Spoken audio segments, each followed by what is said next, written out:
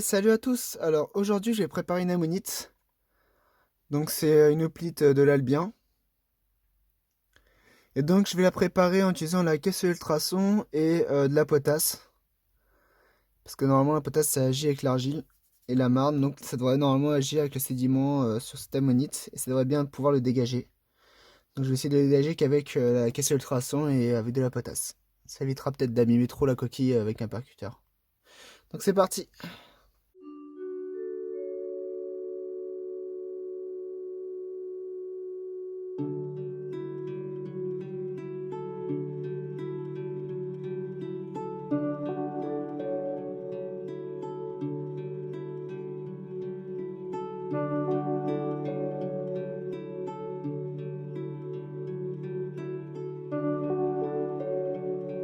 Donc voilà le résultat.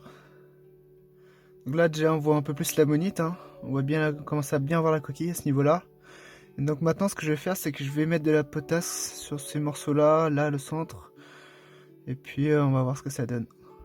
Allez, c'est parti.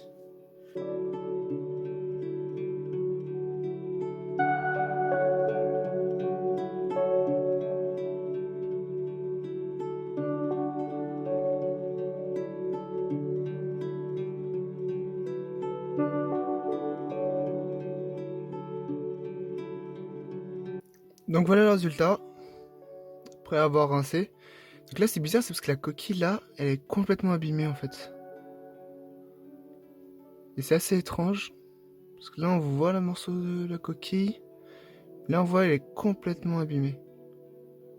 Donc ce que je vais faire là pour... j'ai pas trop envie d'attaquer plus ici.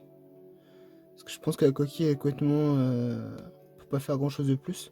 Donc là je vais essayer de faire de l'autre côté. Je vais essayer de laisser la potasse moins longtemps pour voir. Mais c'est vrai que le résultat est assez bizarre.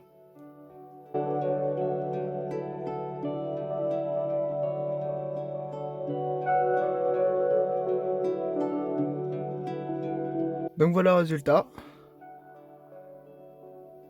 Donc bon là évidemment au centre je vais en remettre de la potasse. Puis là je vais en remettre un tout petit peu là. En fait faut vraiment ces petits points un peu précis. Pour essayer d'enlever. Il faut que je fasse attention parce que là par exemple apparemment il n'y a plus la coquille. Donc là si j'en mets je pense que je vais plus s'abîmer autre chose. Et voilà. Donc faut que je fasse vraiment précisément là et puis le milieu. Donc voilà.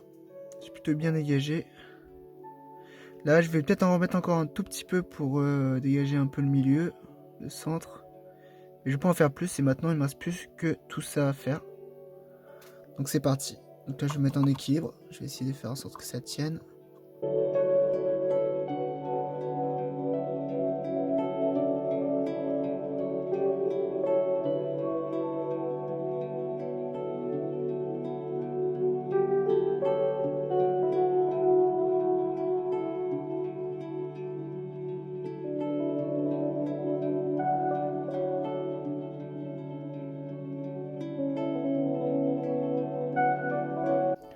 Donc voilà le résultat.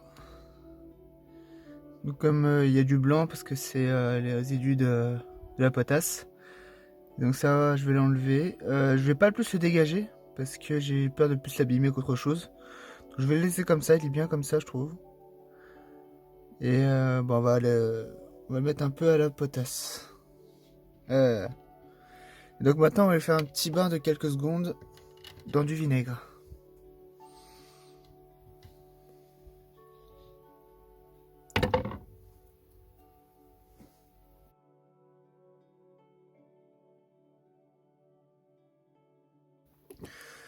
Donc voilà le résultat. Alors j'ai vraiment eu du mal à le préparer, mais je pense qu'en fait ce faux-ci il est quand même de base avant que je le prépare, il était déjà abîmé en fait, il était pas, il était assez abîmé parce qu'en fait je remarque ici la morphologie de la coquille elle est assez pas très prononcée. Contrairement à en fait l'espèce c'est Hoplite dentatus si je me trompe pas. Et ça, je pense que ça a une morphologie beaucoup plus prononcée en fait. Vous voyez ici, on a une morphologie qui est quand même plus prononcée. Et tout de suite ici, la coquille elle a l'air plus lisse. Et en fait, là on peut voir, alors je sais pas si ça va se voir à la caméra. Mais bon, Là, on peut voir qu'il y a une morphologie qui commence. En fait, juste ici, qui est quand même assez prononcée. Et tout de suite, après, hop, tout de suite, ça devient lisse. Et là, en fait, c'est assez étrange que ce soit lisse. Et je pense qu'en fait, c'est au niveau de... Donc, soit la fossilisation. Je pense pas que ce soit la fossilisation, mais peut-être une dissolution, une érosion naturelle du fossile au cours du temps. Qui fait qu'on a peut-être la couche supérieure de la coquille qui a été érodée, enlevée, dissous. Je sais pas trop comment elle est partie. La couche, on va dire, je pense que c'est ça, hein.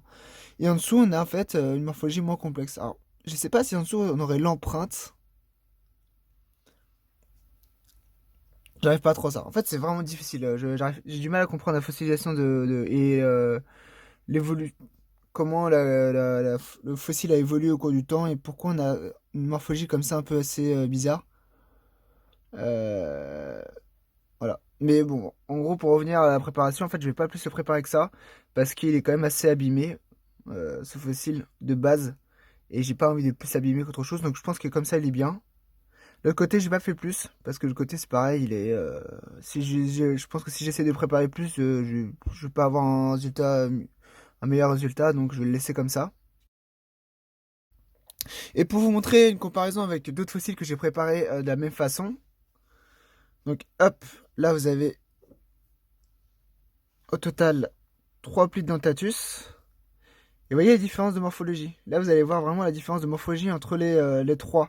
Parce que celui-là il a quand même une taille un peu plus importante, donc ici il devrait avoir une morphologie quand même plus prononcée. Regardez la différence de morphologie entre les trois. Et c'est en fait c'est pour ça que je suppose qu'ici en fait il y a dû avoir une érosion, une dissolution de la coquille ou une partie supérieure, la partie supérieure de la coquille qui a été on va dire abîmée et donc on a une morphologie moins prononcée. Ah, ça reste vraiment hypothèse, hein. Je sais en fait j'ai du mal à savoir pourquoi on a une différence comme ça et pourquoi cette coquille est plus abîmée alors que ceux-ci sont beaucoup mieux conservés et notamment ceux-ci j'ai préparé de la même façon. Donc j'ai avec des pastilles et avec de la potasse et j'ai pas eu autant de difficultés à les préparer et le résultat est quand même bien mieux. Donc aussi en fait pourquoi j'ai utilisé de la potasse parce que j'ai préparé ces deux-là, j'avais commencé à les préparer au percuteur.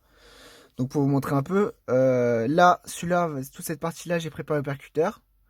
Donc j'ai pas eu trop de problèmes, hein. C'était pas très difficile. Pour dire là j'ai pas préparé plus parce qu'en fait il manque la coquille. Quand je vous dis qu'en fait ces fossiles-là sont quand même beaucoup abîmés quand on les trouve, je pense. Parce que là en fait il manque la coquille et là je pense qu'au centre il n'y a plus aussi la coquille. Là si je dégage j'aurai un trou. Donc là j'ai pas plus dégagé. Donc celui-là j'ai pas eu trop de soucis à le dégager ce morceau-là. Celui-là par contre vous allez voir.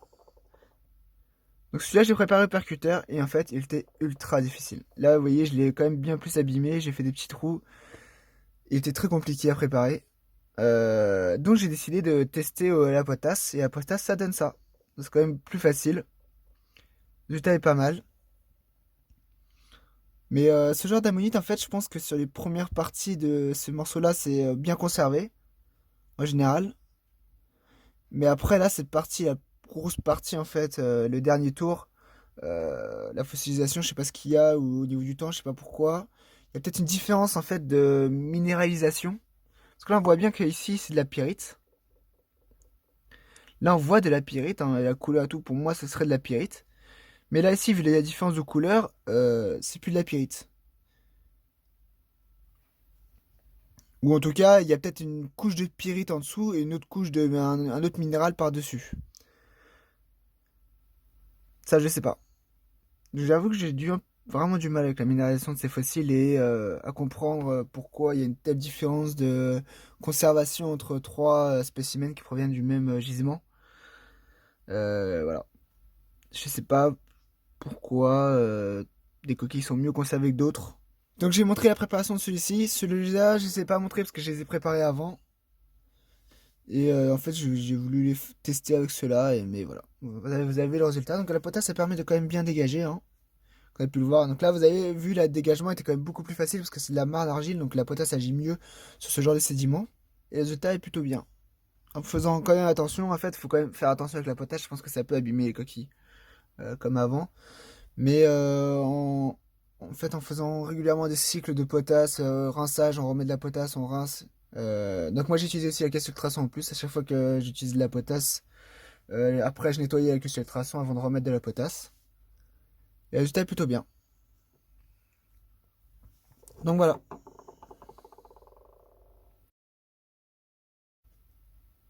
Eh bien, bah sur ce, je vous dis à plus pour d'autres vidéos.